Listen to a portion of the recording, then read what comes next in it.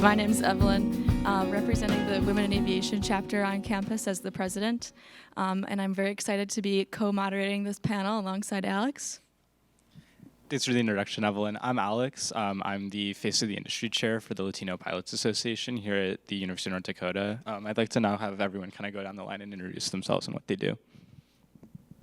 Hi, I'm Alicia. I'm a C-130 aircraft commander pilot out of the Minneapolis Air Force Reserve Base. And I also I'm a first officer at Delta Airlines. I fly 737s out of Minneapolis. Thanks for having me. My name is Yuko. I'm originally from Japan and currently live in the Philadelphia area. I fly a Challenger 300 for a company called Trident Aircraft out of Maryland, and I fly also Challenger 300 for flight safety. Hello, my name is Tracy. I'm really a bit of an outrider to all this. I just fly vintage aeroplanes. I spent the last 40 years doing that, and the culmination was really doing a series of expeditions following the female pioneers of the 1920s and really celebrating their under-acknowledged contribution to aviation and, of course, using their example to try and inspire and motivate this next generation of women into aviation. Thank you. Good morning, everyone. My name is Koiula Okekaimlie Lau, Koiula for short. I am from Kailua Kona, Hawaii, and I am employed at United Airlines as a pilot recruiter focused on recruiting for the Aviate program. And in my free time, I serve as a director of membership and marketing for Papa National. Hello, I'm Heidi Nam. I'm from California, but currently I fly with Envoy Airlines based out of Dallas-Fort Worth, flying the Embraer 175s. And it's a pleasure to be here today. Awesome. We'd like to go ahead and start with our first question, which is directed towards Koiula. And the question is, what changes have you seen in the industry regarding DEI since you've started, and where do you see that heading in the future? Yeah, absolutely. Thank you for the question. So I like to say that I started in this industry as a child. My father was a pilot for United Airlines on the 777, Lance Lau. He was an APD as well. Thank you. And so I've gotten to see a lot of different changes in this industry since I was a child. So a little bit of background. My father was the first Asian pilot at the original Frontier Airlines. And after the Frontier and Continental merger, my father was trying very hard to get into the chief pilot's office or the training center for over a decade. And getting to see, him trying and failing and continuing to try and failing was very inspiring. And after about a decade, he went for the training center again and finally made it.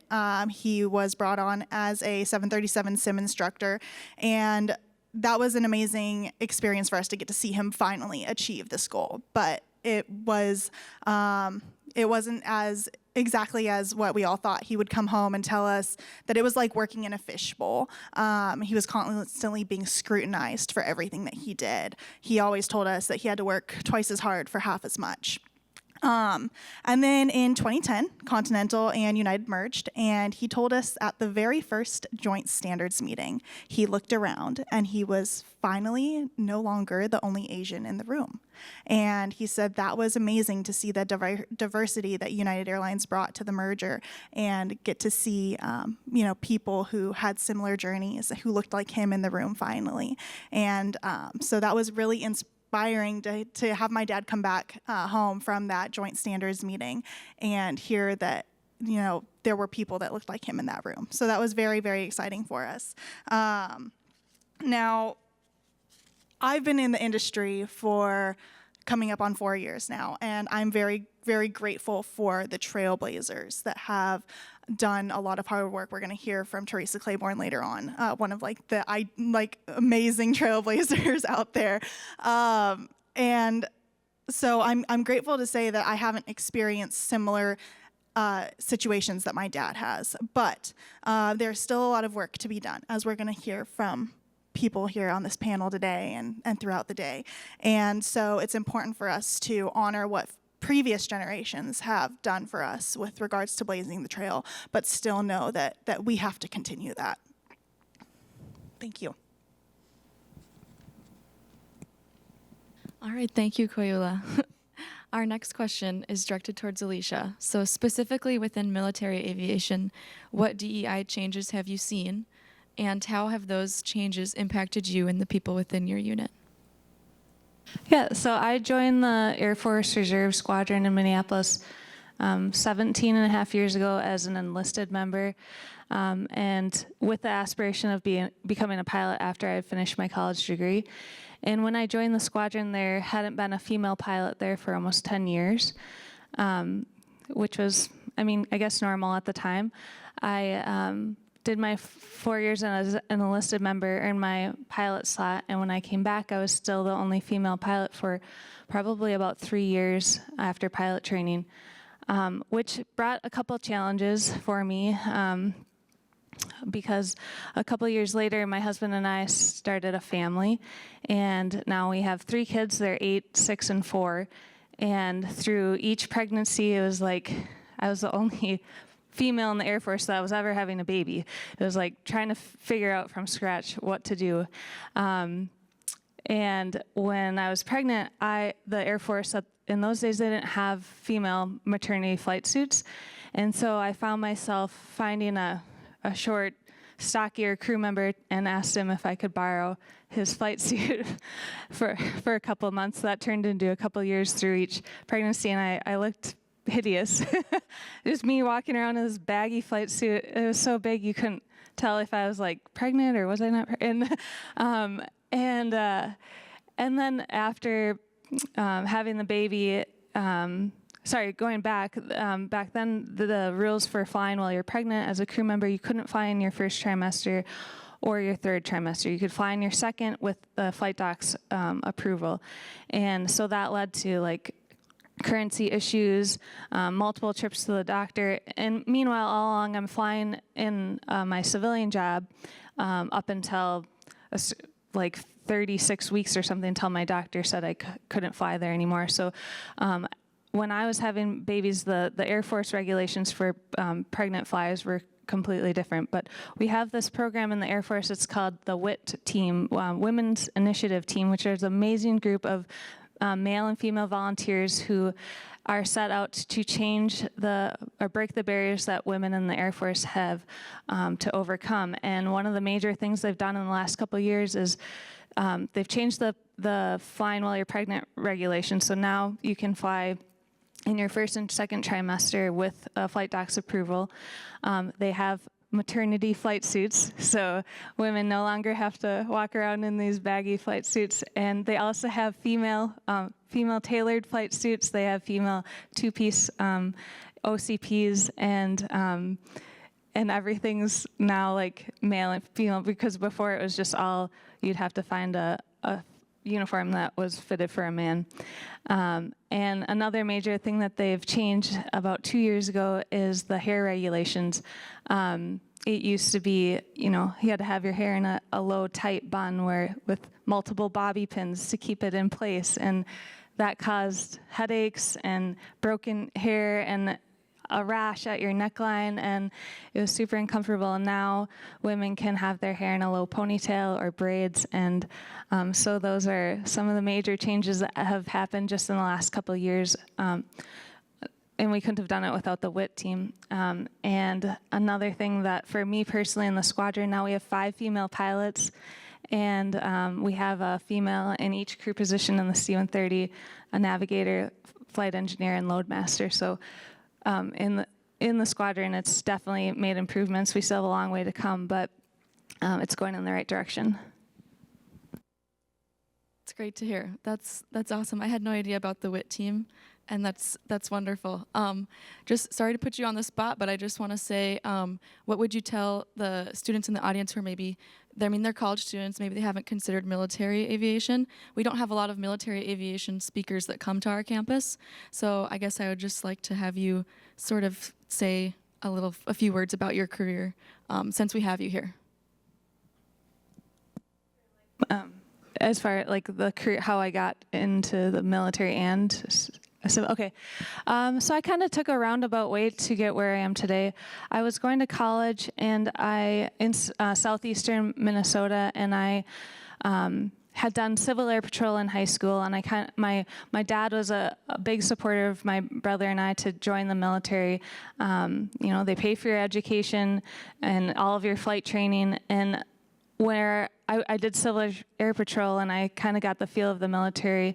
And then the college I went to didn't have ROTC program or anything related to the military, so I decided to take a semester off of college. I enlisted in the Minneapolis Air Force Reserve, and that way I got my foot in the door, and everyone at the squadron knew that when I finished my degree that I could apply to become a pilot. And so that's what I did. I knew everyone on my hiring board, and they had all seen me my previous work. I've deployed with them before, and so I was able to earn a pilot slot through them, and did 2-3 years of pilot training with the Air Force, and then I decided it was time to get a civilian job as well, because sometimes with the Guard and the reserves, it's not full-time, so you can't always rely on funding depending on the congressional status. So I applied to Compass Airlines, who's no longer here, but I worked for Compass for a while as a regional for American and Delta. And then I got hired at Sun Country to fly the 737 for about 4 years. I always knew that I wanted to fly for Delta, but at that time Delta wasn't giving me a call, so I threw my name in for United, and I got an interview right away. I spent 11 months at United.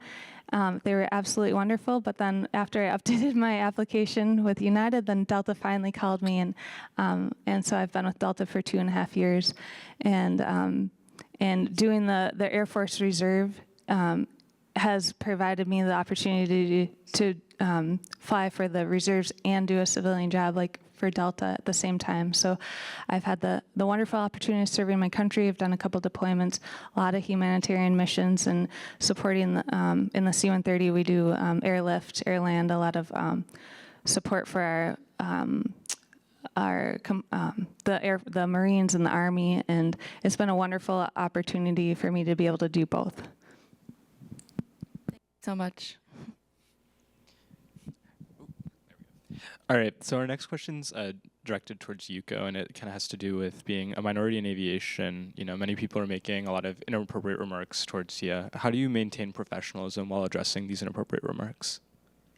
Professionalism, it's very, I think, vital to remain professional level at any circumstance.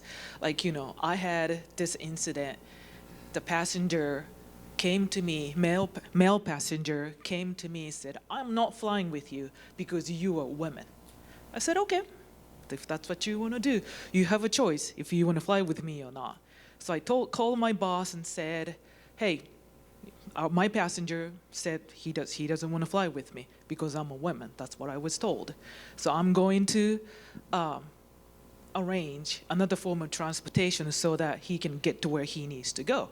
So I did that, and by the time I prepared, ground transportation for him, he comes and said, "Oh, I changed my mind, I'll fly with you." I said, "Okay, all right." Then I made another phone call, canceled that, ground transportation that I just arranged for him. Then, we took off and we landed at the destination.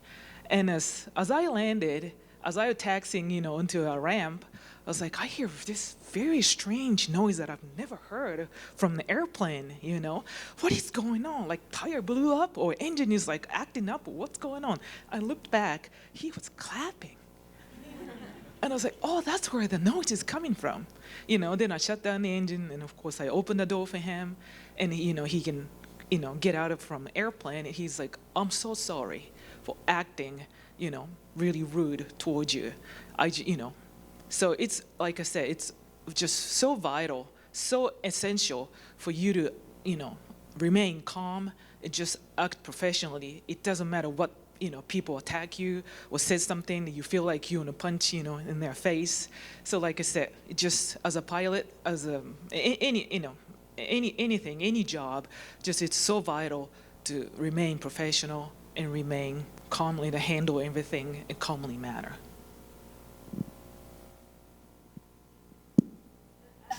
I'd just like to add to that, sometimes you feel like you're you are the minority in a group in this career field, and sometimes you just have to kind of remain calm and professional, and let things roll off your shoulders, fit in. You know, I found myself in situations where I feel like I'm in like a group of high school boys room, and there's all these inappropriate comments, but you can't say like, that's not okay, you know, in front of everyone, because otherwise you're going to be the outcast. So you have to have thick skin at times and realize, you know, pick your people, find them, and you'll find the people that aren't your people, and then whatever they say, you know, just let it go through one ear and out the other. In kind of following that same question, I want to say, Tracy, in your book, Burden of Biplane, you have a wonderful chapter on, I want to say it's called Men Behaving Badly. If you wouldn't mind speaking a little bit to that, I think that'd be awesome.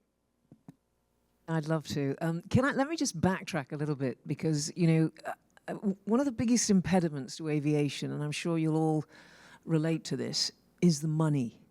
To fly is to have the money and the access. And I think one of the biggest impediments is just that. It's the socio-economic divide between those who somehow get a crack at this and those who don't. And that's I think, one of the biggest challenges confronting the industry. And that's one of the things I'd like to say. That, in terms of my own situation, I didn't come from an aviation family. You know, I was raised in the north of England. My parents had a pizza restaurant, and we had very little. I might add 4 kids. And we all worked in the restaurant as, you know, resident slave labor, you know, but I literally worked from the age of 11 on. I didn't go to university at the age of 18. At school, you couldn't join the Air Cadets, because guess what? That was just for the males. You couldn't join the Air Force back in the day. That was in the early 1980s in Britain. I think in America, the military started recruiting female pilots in the mid-70s. So England was well behind the drag curve with that at 1990. So it never occurred to me. There was no career advice. All my educational choices were arts, literature, history, art, etc.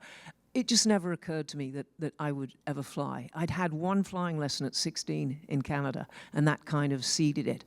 But when I moved to New Zealand again in 1983, I waitressed my way through a commercial license, an instructor rating, and then I started flying warbirds, and then I went this different route with flying vintage aeroplanes, which has been the central passion of my life.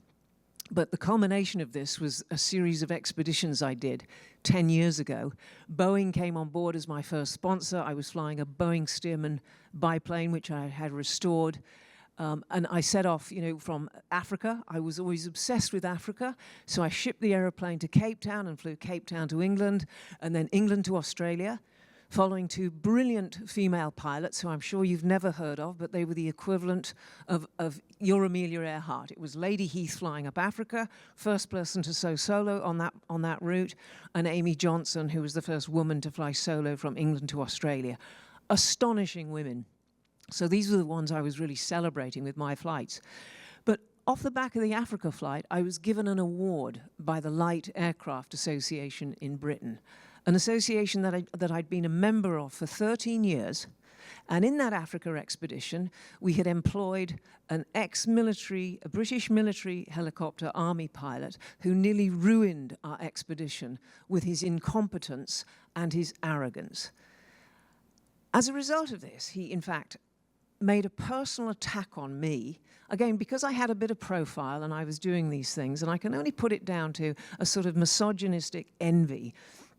But he really enacted a whole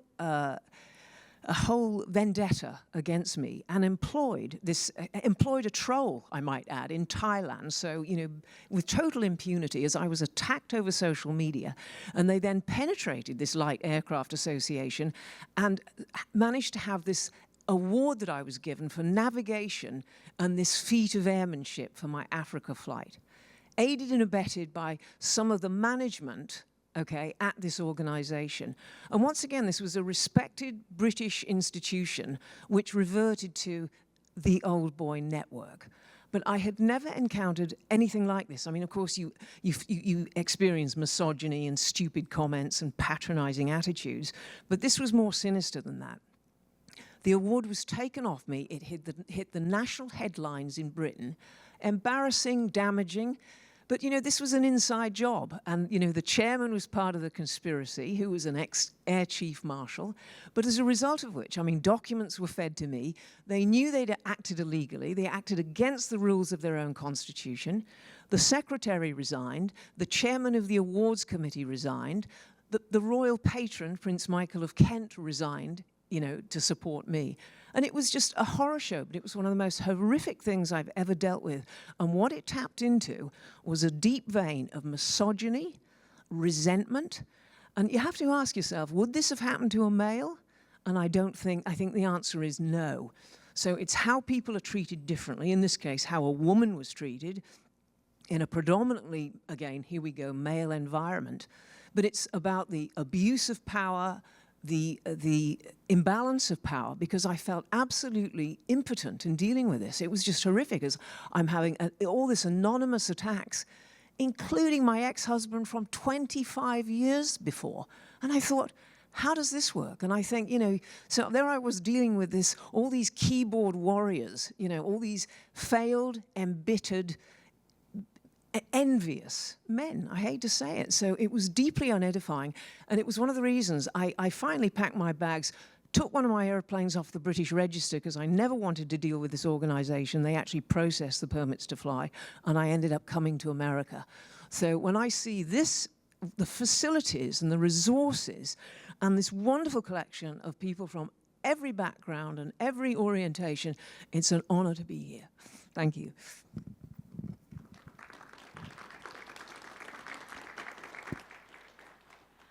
Thank you for sharing that story with us, Tracy. I'm very glad that didn't bog you down and that you are still here today to talk about everything that you've been through and to inspire this room of people. So, that you don't fly a biplane more than 40,000 miles open cockpit and not have a bit of backbone.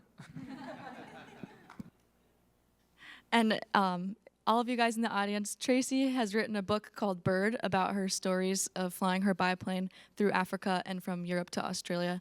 So if you're looking for your next good read, you can buy it on Amazon. All right, so the next question is really important to me, and I think a lot of girls in the room, but many women in aviation feel pressured to choose between their families and their careers at every stage of their journey. Alicia, could you share your story as a major in the Air Force, a Delta First Officer, and a mother of 3? What insights do you have for young women currently in flight training who aspire to build a family while navigating a competitive, male-dominated field? And Yuko, also would love to hear from you, too. Yeah, that's something that's really passionate for me, is that it's hard to see the percentage of women who are earning their licenses is high, and then the number of female pilots that have reached their ATP and are actually in the industry is still like a single-digit percentage. And I feel that, among other factors, it's due to the decision of having a career or a family. And I don't think that you shouldn't have to choose between one or the other. I'm a prime example that you can do both. I have two kind of full-time jobs, 3 wonderful kids, amazing husband, and somehow I make it work. And everyone that I come across says, wow, how do you do that? And I just want to remind you that, I didn't jump into it all at once. I started with the job, then I found a husband, and then I got another job, and then I had 3 kids, and so I eased into it, and it's sometimes challenging, but it's completely doable as long as you have a support system. You have to have a village, and even just having a normal 9-to-5 job and kids, you have to have a village to help you. Some of the challenges that I have experienced as a female pilot, mother of 3, are mostly like the maternity leave time and nursing your children, being on the road. Like I remember when I was at Sun Country and I had a 7-month at home and I was on a 5-day trip. I felt like the bag lady because I have my suitcase, my flight bag, my pump bag, my cooler, and like getting all this stuff for the 5 days to feed my baby and bring the milk home. It was a lot of work, but for me it was rewarding, and I'm so glad I did that. But it's completely doable. Like, it doesn't seem like there's, at the time I felt like I was the only one doing it, but find your groups of people, ask the questions, find your support system, and you can do it. And these days, like with the technology that we have, it's so easy to stay in touch. My kids and I FaceTime, when I land for Delta, if we have 30 minutes, I'll send them a video or FaceTime them, and they're so resilient. They were born into it. Being gone for 3 to 5 days at a time with the airline is not a big deal for them anymore. The deployments with the Air Force that's a different story, but they're so resilient. They bounce back. And I mean, I'm sure anyone who grew up with a mom or dad in the industry, you look back and like you kind of forget all the hard parts, and you realize like it's possible. I know there's husband and wife couples at the airline that I don't know how they do it. I'm lucky my husband is not in the aviation industry, but there's single dads or single moms that do this job. So I just want to really stress that you don't have to choose one or the other. You can make it work, and there's so many, like for females thinking about having babies, the maternity leave regulations have drastically improved just in the last couple of years in the Air Force and the airlines. And so it's a lot easier these days to make it work. And after this, if anyone has any questions, please feel free to approach me on this topic personally. Jump in there. As I was steeped in the history of the pioneers, the golden age of aviation, the interwar period, and of course the women's amazing contribution to that. But looking at the history of aviation last century, because aviation was one of the great achievements of mankind. Okay, but the story of 20th century aviation is how women were banned for most of it. And I don't want to rant on about this, but in order to understand why there are still so few commercial pilots that are women, you have to understand the culture that created that. And the culture was basically developed in World War I with the military. Again, the hierarchy, that male hierarchy, the uniforms, that's where it came from. In Britain, some 30,000 women worked in the Royal Air Force. 30,000, not one of them had a job in civilian aviation in the interwar period. The women that I was following, they just wanted to prove that they could fly. They wanted to be commercial pilots. Not one of them succeeded. We all know what happened in World War II. Well, guess what? Women were flying fighters, bombers, everything else, but then they were washed out, and it took 40, 60 years before they were recognized for their service. So the very culture that kept women out also kept gay people, colored people, etc. So, you need to understand that if we want to change this, it's important to see how entrenched that system was. And it was the military that created it. But aviation itself doesn't recognize sex, gender, color, or anything else. It's the cultural overlay that's created this false situation. But as I said, when I see an organization like this, I think this is really where it starts to change. It should have happened 40 years ago. It should have happened after World War II, but it didn't happen. And that's how strong that culture was. And from my experience, it's still there today. There's an awful lot of lip service about diversity and inclusion and equity and all the rest of it. But, we have to force this issue through, because the bottom line is they can't sustain the growth within aviation unless there are people to fly the airplanes. Some of the countries I flew through, like Pakistan, like Saudi Arabia and Jordan, these are some of the most educated women in the world. As soon as they get married, they disappear from society. These countries cannot afford not to utilize half of their populations. So there's a huge economic imperative. Aviation is a primary industry. So there's a huge government. There should be a huge government resolve to sort this out as well and include more people, because it helps everything across the board. Thank you. I'm also a mother, And so I'll give you a little bit of my background. I got one 17-year-old boy. My husband and I adopted. A little bit of my background, that I was actively flying up until 2009 here in the United States. I was flying as a CFI, and that's how I built my flight time. So by then I already had like 2,500 hours of total time. Then I met my husband. He's American from Philadelphia, wanted to live in my country of Japan. Okay, I've been living here for about 14 years. Okay, we can move. So I moved, we moved to Japan. And with my aviation background, I got hired as an aviation safety inspector, equivalent of FAA over there in Japan, the Japanese government. And while we're living over there, we adopted our son. That's how we created our family. And then, so because of all my flying license was here in the United States, which wasn't recognized, isn't still, I should say, over there in Japan. So it was not, unless I converted my license, it was impossible for me to get a flying job, but I was still involved with aviation. So actually, that worked well because I wanted to spend my time with my son. So I had, a job with, coming home every night. So I did that for about 6.5, 7 years. But I always wanted to fly, so I went to my husband's like, is there any way we can move to United States? So we talked, countless nights, what do we want to do and all that. So we moved back here to US back in 2017. Then I tried with regional airlines, and that ended up not completing training. Then COVID happened, and then meeting people along the way, I got a job flying co-pilot for flight safety. So that sim was operating 24/7, but that guaranteed me to be home every night.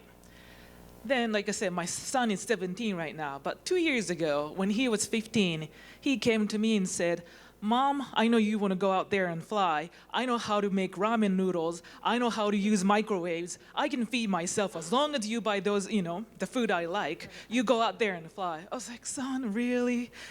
So that actually made me apply to job, and then this past January, I got hired as a Part 135 charter pilot flying a Citation. So, like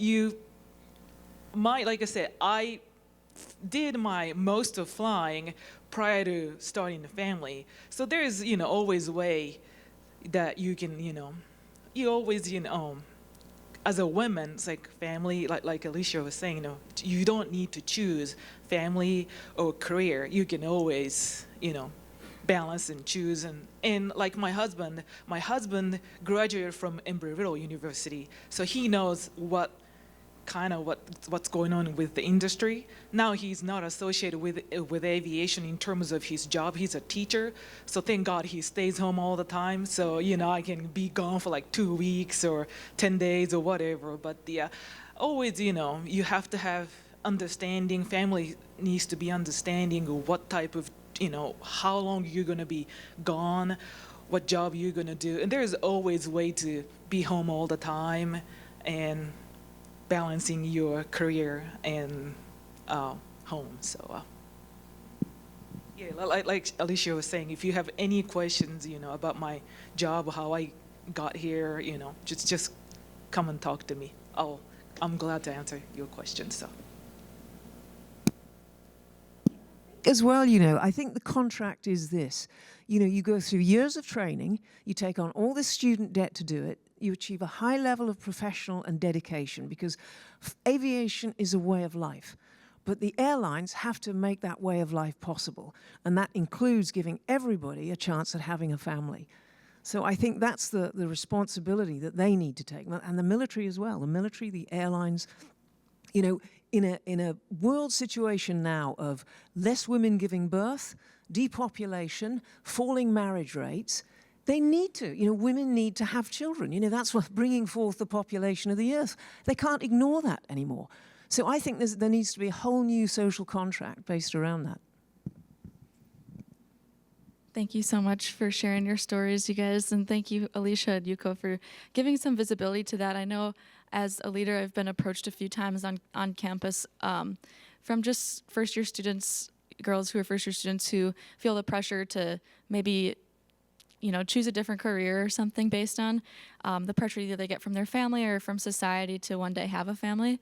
But I just like to, and successfully, you guys did very well, make it known that you can choose your passion and your dream to be your career, and you can also have a family, and it's not something that needs to be one or the other. So thank you so much, you guys.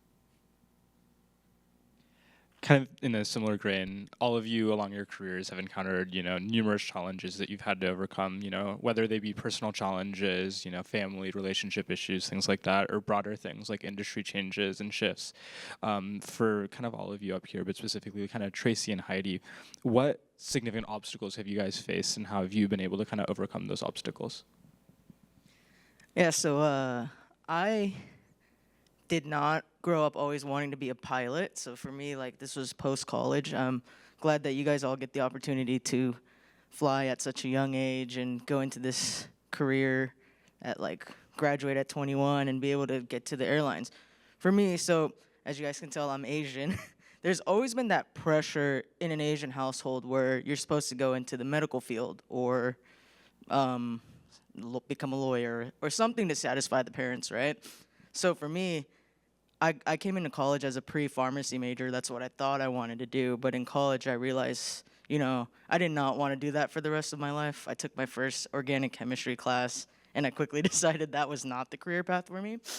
So I went undeclared, and it was a bit of a journey for me trying to find out what it is that I wanted to do for the rest of my life. But I always knew in the back of my head that, I loved aviation. So when I graduated college, I got a job as a gate agent working for Korean Airlines. I worked at a San Francisco airport. Now, that was a very cool job for me because I was surrounded by airplanes. I got to talk to pilots every day. But being a gate agent, it was a very, very tough job. Every day, you had customers yelling at you, blaming you for delays, blaming you for things beyond your control. And working for Korean Airlines, it was a very traditional airline, so they were very, very strict with policies. Now, I'm from the United States, even though I'm Korean, the culture shock was a bit of a shock for me, working for that environment and the standards. So the short time that I was a gate agent, it was always challenging because it was a tough job. Every day, you kind of wake up and you go through a brutal 8-hour shift, whether it be your supervisor yelling at you, customers yelling at you, or vice versa. But that was an excellent foot in the door job for me because that opened up an opportunity for me to work at United Airlines as a gate ramp agent. And that was an awesome job too because now I get to work physically inside of the airplane. So I was the one throwing bags inside, doing cargo, throwing bags onto the belt. I had a lot of fun working with United at the time, and I kind of decided I knew I want to come back and work at United as a pilot one day. But that job, it was physically brutal. You're lifting 45 to 50-pound bags, stacking them. It was a very physical job. That job also had, challenges in terms of, I threw out my shoulder. I remember injuring it. It was a kind of a tough job. But also, it was just,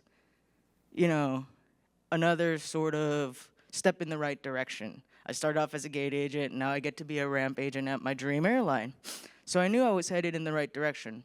But I also knew okay, I didn't want to be a gate agent forever. I didn't want to be a ramp agent forever. But those kind of opportunities and jobs that you struggle with open up doors for you. And, I got to talk with pilots. I have mentors at United to this day, people to kind of help you out in this industry. So after that, I was flight training full-time, finally became a flight instructor, built my 1,500 hours, and then got to the airlines. But yeah, each job had its own struggles, but just because you start somewhere, that doesn't necessarily mean you have to be there the whole time. But I think those kind of entry-level jobs set up so many open possibilities in the future. That's wonderful to hear. Thank you so much, Heidi. I know it's easy for us, especially at the University of North Dakota, to get kind of tunnel vision and kind of tracked on one path, and maybe we're not as ahead of our peers in a certain flight course or something. But hearing you guys speak, it definitely opens our minds to what really is important and how much we have left of our time in the industry. And it's very inspiring to hear your story of after college you were brave and decided to still go after your career, your dream career. So thank you. Our next question is, for minorities, it's extremely important that one has a strong support system while embarking on their aviation journey. How do you utilize your support system as a minority in aviation? And I know, Heidi, you had a great thing to say about this one as well. Yeah, so going back to growing up in an Asian household, when I told my family that I wanted to become a pilot and pursue this full time, the support wasn't necessarily there. So, you know, my family background, they come from South Korea. They're very traditional Asian background, so they expect you to go down this very traditional path. My father especially told me, I don't know if this career path is for women. I don't know if women can become pilots. So I was like, oh, okay, well, I disagree with that. I will show you, you know, that you're wrong. So despite not having that support system necessarily, I decided I'm still going to do this. This is, you know, what I want to do. I want to carve my own career. And I continued to use that. However, I used sort of his non-belief in me as a sort of motivation. You know what? I want to prove you wrong one day. And I want to show you that I can do this. I want to show you that women can become pilots. Asian people can become pilots, you know? It's not just for, you know, it's a male-dominated industry, but it's not just for men. I wanted to show people that women out there can do it. It's kind of carving the way. So I am the first pilot in my family in the any sort of like aviation job. But not having a support system, sometimes it is tough because, you know, you go home and you kind of hear the negativity. But I wanted to always use that sort of negative energy and find ways where I can just use that as motivation and just continue to motivate myself throughout the process. But I am blessed, like, there was also support on my side and people saying, oh my gosh, this is so exciting, you can do it. But there was also the other end of the spectrum where people were trying to kind of drag you down and tell you you can't do things. But I want to tell you, all of you guys out there in the audience, you know, despite sex, race, or anything, you can do it. This job is for anyone. I love the diversity out in the crowd, honestly. And, like, if people like me can do it, I think, like, this job is out there for anyone. You have to put in the hard work, but honestly speaking, like, just because somebody tells you you can't do it, you're your own worst enemy. You can do it, and you have to tell yourself that you can do it, and you will do it. But now my dad, he tells his friends that he's proud of me and that I'm a pilot. So, you know, I changed his mind, and the support system is there now, but it did take a little bit of work.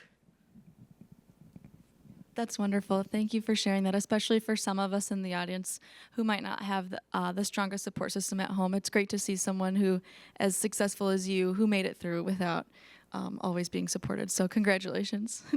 And then first, the students who are in the audience who are maybe graduating or flight instructing and leaving soon, how would any of you recommend using your support system and just going through stressful times?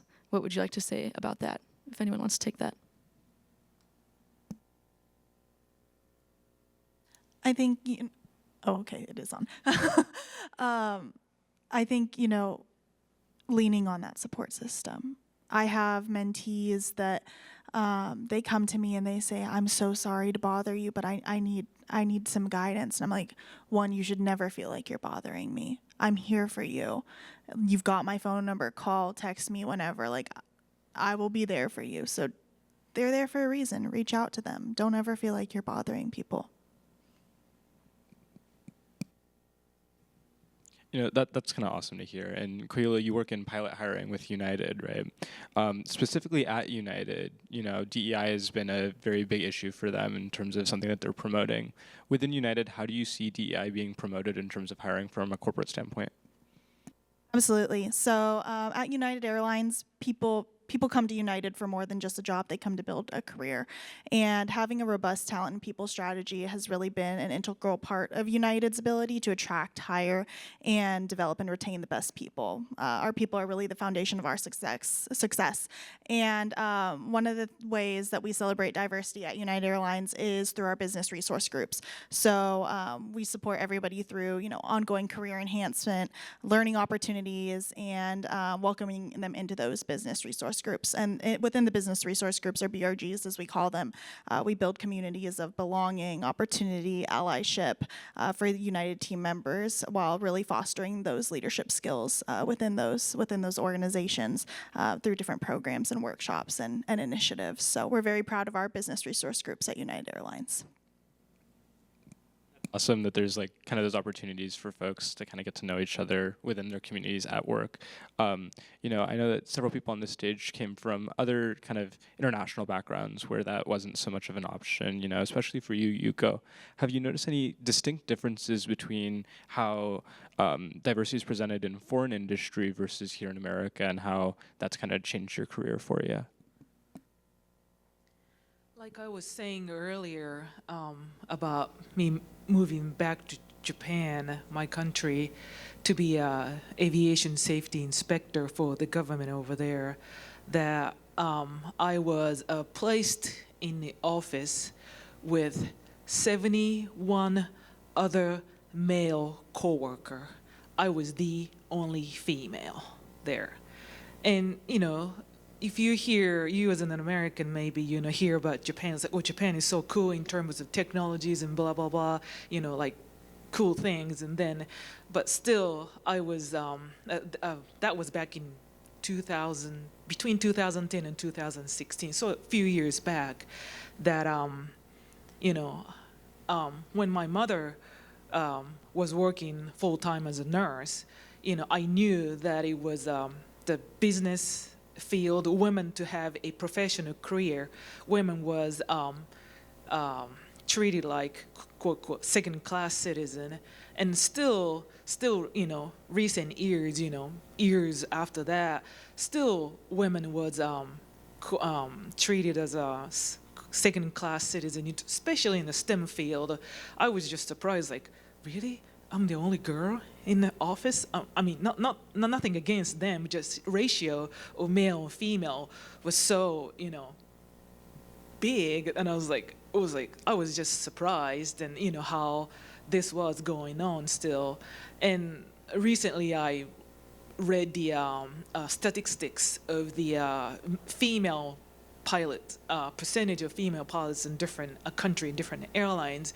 And airlines in Japan was like 1%, 1.5%.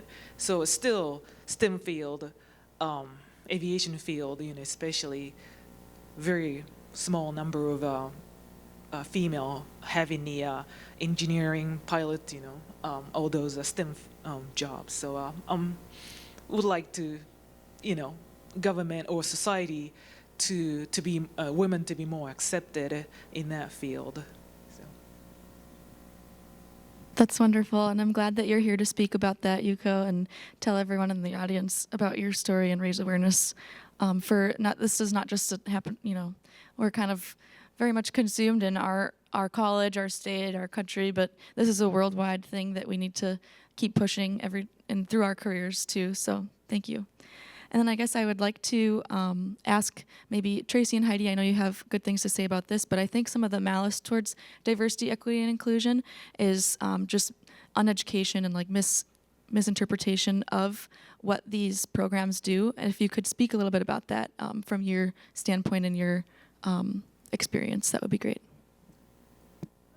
I think for DEI to work in aviation, as I said, I think it has to be a contract between the pilots and the airlines. There has to be a much greater tolerance and everything towards it. And when I look back on I never consider I've had a career in aviation, but I've been around it for years. I could never let go. I was fanatical about it in a funny sort of way, and which is also to say, just the power of incremental effort, just to keep chipping away at something when you finally get there. And this has been the most rewarding area to work in. in spite of the challenges and some of the difficulties, there was never any question in my mind that the opportunities in this industry were absolutely amazing. But yeah, it's frustrating, I have to say, after all these years and all this effort and all this outreach, as as I flew around the world talking about these women and so on, the statistics still blow me away that there's only 5% of women in this industry as commercial pilots. It just staggers me why that is. But as I said, I think for DEI really to work, if it's not just to be some buzzword, this desirable ideal state that we all talk about, for this to really work, it's going to need government mandates and huge investment in the industry, and the airlines should lead the way with it, really. Yeah, and for me, for DEI, I want to just shed it on such a positive note, right? So I'm from California, but I'm based out of Dallas, so it's a very conservative state. I've also heard such negative ends of DEIs to the point of being, well, you're only there or you're only hired at Envoy because you're a woman, or you're only hired because you're Asian. Oh, but they're just looking for diverse background pilots, right? But nobody knows the amount of work that it took you to get there. Just because you are hired based on your race or your sex, it doesn't take away from all of your achievements, because you did earn the 1,500 hours to get there. You did get your ATP certificate. You did get the college degree. But people don't understand that you are equally qualified to be in that cockpit. So I want to shed, hopefully a shift where people can see it more in a positive note. You know what? We do have more of a diverse background of pilots, but they all deserve to be out there. United, Delta, Envoy, they're not going to hire just anybody off the street and just pick you. Hey, you look like you can be a pilot with 0 qualifications. They're going to pick the most qualified candidates, and they're going to pick the top-notch candidates, and that can be you, regardless of your race, regardless of your sex. They don't care about that. But a lot of people like to put people down just because and say that you're only there because of so-and-so reason. But don't forget, you did put in the hard work. You guys are going to earn that college degree. You guys are going to earn your 1,000 hours restricted ATP. You have the qualifications to be there, so never forget that, you put in all that hard work. You are qualified to be there in that cockpit. Yeah, that's awesome. Kind of everyone on this stage is immensely qualified to kind of be here and kind of speak on that. But a lot of you have to deal with being the only woman in the room, or, for me, being the only brown person in the room in a lot of my classes. How do you kind of deal with being the only person who looks like you in that room? And what tips do you have for kind of the younger people who are trying to kind of battle with that image and be professional while also being kind of the only representation of their ethnicity or their gender in these rooms? For me, I officially ended my previous job yesterday, and I'm starting a new job as of last week. But I wasn't planning on changing my job. I got a phone call from my friend who knows me for who I am. Said, we want you in this position. We have a vacancy. And my husband said to me, you were not hired for diversity. You are hired for who you are. And when he said that to me, I was like, wow. It was like, I've never thought, me as like a diversity hire or anything like that. But for my husband to say that to me is like, wow, finally happening, So anyway, and plus, when I was flying for 135 up until officially yesterday, that I go to different FBOs, it's like, oh, I remember you flying, about a couple of months ago. I remember you because I'm the only Asian woman flies into this, airport. Everybody, of course, remembers me. So anyway, in terms of that, everybody is, so easy to, I don't know your name, but I remember your face, So I go to different FBOs, and the people always, remembers me. So I think that's a good thing. Anyway, so yeah. For me, for a while, I was kind of getting sick of people when, for Delta likes you to stand at the flight deck and wave goodbye to the passengers. And there's so many people that would be like, oh my gosh, a female pilot, I've never seen one before. and I would feel like they just saw a unicorn, and I was getting like a little bit of annoyed. Like, I just want to fit in, and I want to like not stand out.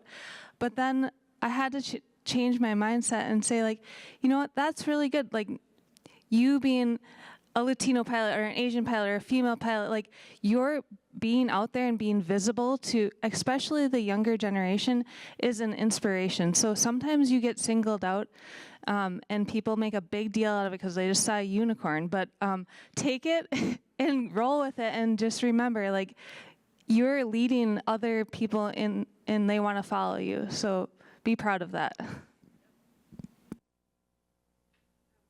One story happened to me recently. I flew into Baton Rouge, Louisiana, and it was empty flight, meaning that we didn't have a passenger. We were just repoing an airplane, and I, got out of the airplane first before my male captain did, and I didn't know this. The FBO building was two stories, and the second floor there's a woman watching, just wanted to watch,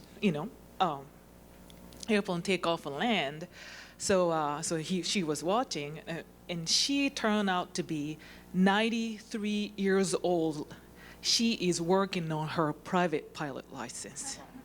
She was in a wheelchair. Her name's Miss Jean Butler. If you Google Miss Jean Butler 90th birthday, Baton Rouge, and she's like a local news videotaped and everything. But anyway, she took her private pilot license, private pilot ground school at the age of 90 years old.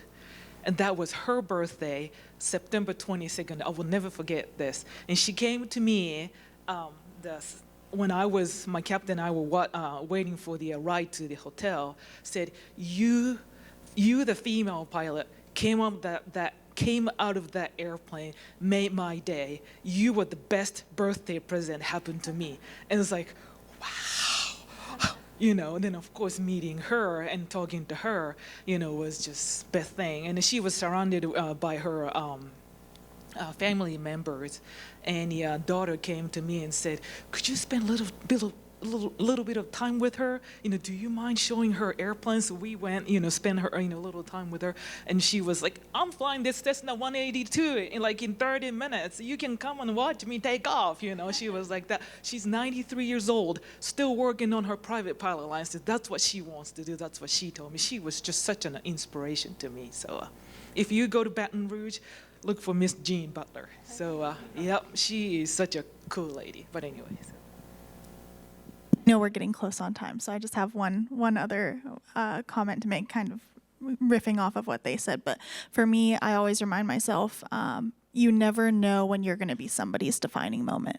We all have people that we look up to that are part of our defining moments as to why we are on the paths that we are.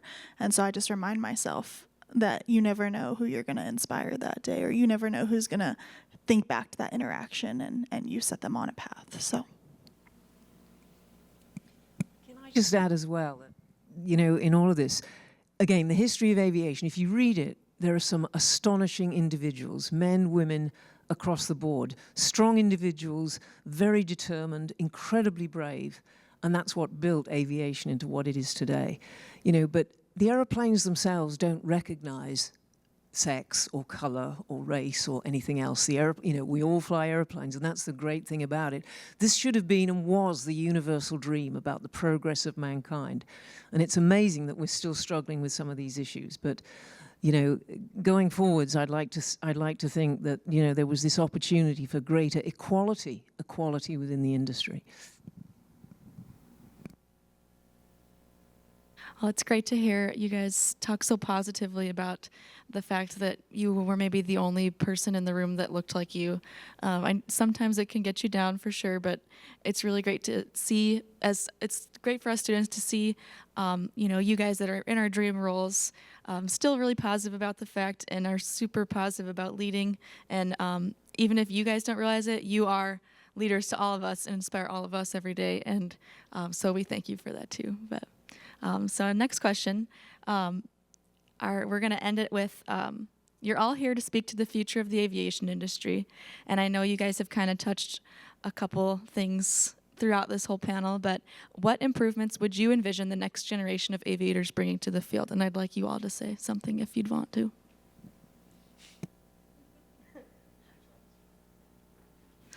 Well, I think for me, how I can help the next generation pilots is, for me, like, I had to do a lot of research on my own because I didn't come from a pilot family background, but in the ways that I can give back is my role through PAPA and being a mentor through the organization. So I have 2 mentees right now, but I'm always finding ways to give back to the next generation and making sure they have all the resources available. I tell my mentees all the time, you can text me 24 hours a day, day or night.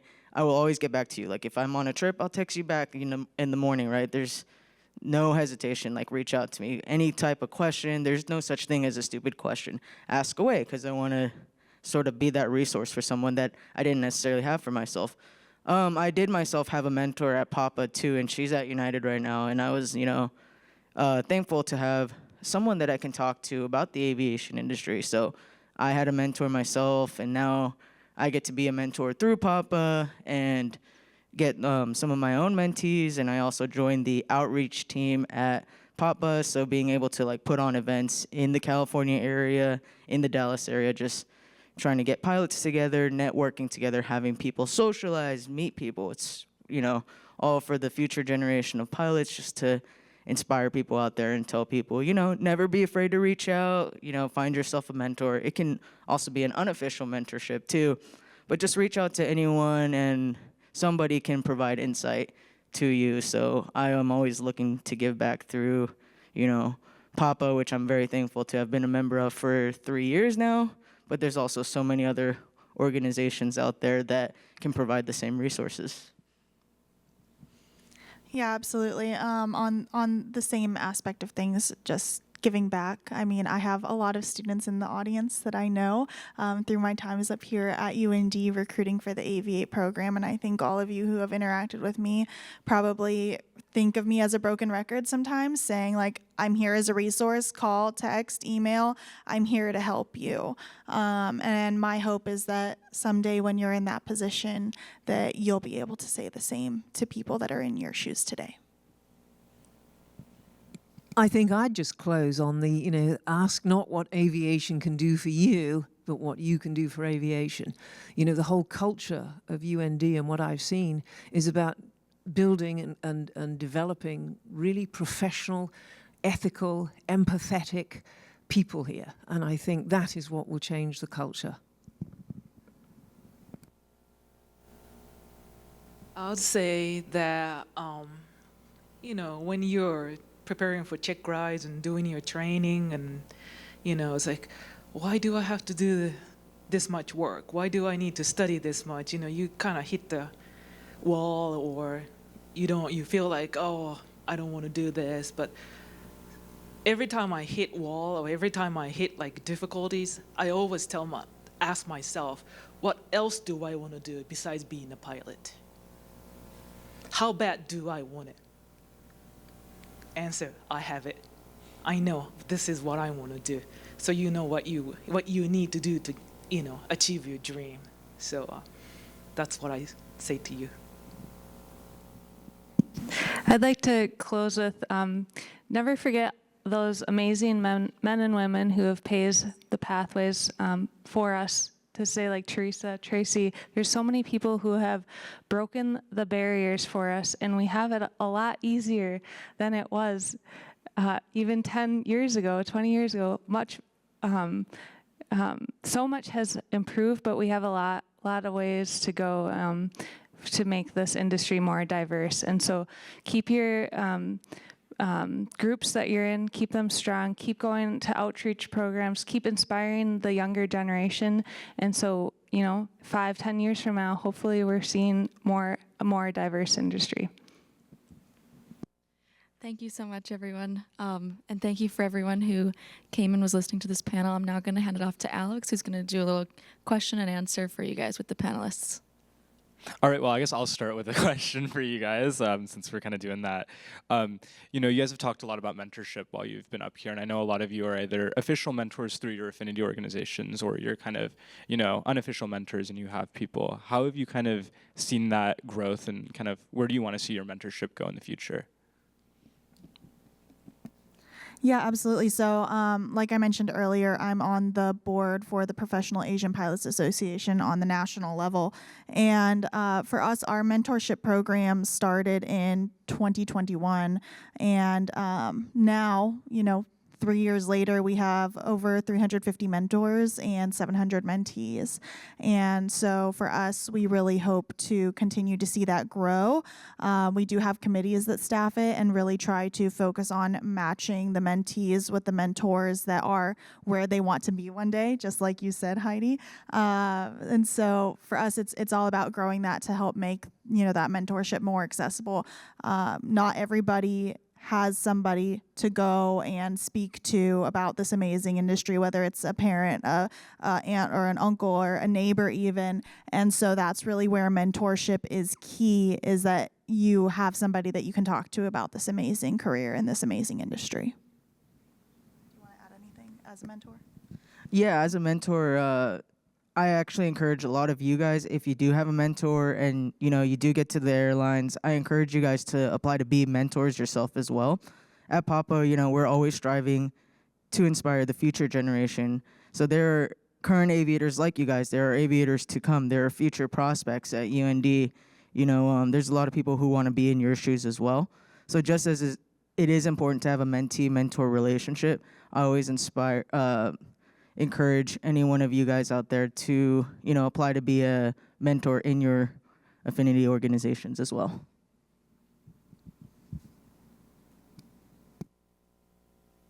All right, we once again want to kind of open this up to the floor and see if any of you guys have a question that you want to ask. Now's your kind of chance to speak. Go ahead and raise your hand, and Skylar will kind of come to you with a microphone and ask our wonderful panelists a question. Heidi, as someone who's applying for the airlines now, how do you think you can set yourself apart in the interview when there's so many applicants and not a lot are getting hired right now? That's a great question, because you guys probably know it is really, really competitive right now, even at the regional level. But I think volunteering goes a long way. So it's what you do outside of aviation as well. So for me, I also volunteered every Friday night at my local church. I was a youth leader helping with my middle schoolers and high schoolers. So any way to kind of set yourself apart. For me, I think the volunteer hours are very important. But aside from just your, commercial certificates, I think they look outside of that as well. Like, really what it comes down to in the interview is you'll probably be one-on-one with the captain, and they're kind of trying to gauge whether they can do a 4-day trip with you. Do I want to sit next to this person for 3-4 days? Can I fly with this person? Can I get along, So it's really your personality that's going to set you out there. So be honest, be yourself, but truly it comes down to personality and being able to endure a cockpit with someone for a 4-day trip. So I know there's someone up in the front who had a question. If they still have a question, now's their chance to ask. What changes do you guys think could be made in the industry now in terms of recruitment? Since there's not a lot of minorities in the industry, how do we recruit them in? What do you guys recommend? Sorry, that's a toughie. So at United Airlines, we are always present in all of the affinity organization expos. So I know last week was RTAG. And so that's a very big recruiting effort for us is being at those organization expos, being present. And then, like I said, celebrating once they get to United through those business resource groups. I don't think I mentioned which ones we have. We have Beacon, which is focused on Black Aerospace Professionals. We have U-Impact, which is focused on women. And we recently had Somos be created, which is focused on Latinos and Latinx. And so it's not just about getting them in, it's about celebrating them and having that space to to gather and to grow within those business resource groups once they get to United Airlines. All right, one last chance for any questions that you guys might have. Going once. Oh, God, I feel like a discount auctioneer. Going twice. All right, sold. I want to thank all of you guys for taking kind of the time out of your years to come out here and kind of speak to that. I'm sure all of us here at the student body are immensely thrilled that you guys had to come, and we're grateful that all of you guys out here woke up, at 9 in the morning to kind of come out here and listen to what these guys have to say. We hope that you guys stick around. We have another panel coming up here. It's Allies in Aviation, which will be followed by lunch, and then our student leaders panel, and then we'll have the wonderful, immensely popular Teresa Claiborne giving our keynote address at 2 o'clock. So we hope you guys stick around. But we'll be back on a panel in just a few moments here. Have a wonderful day, guys.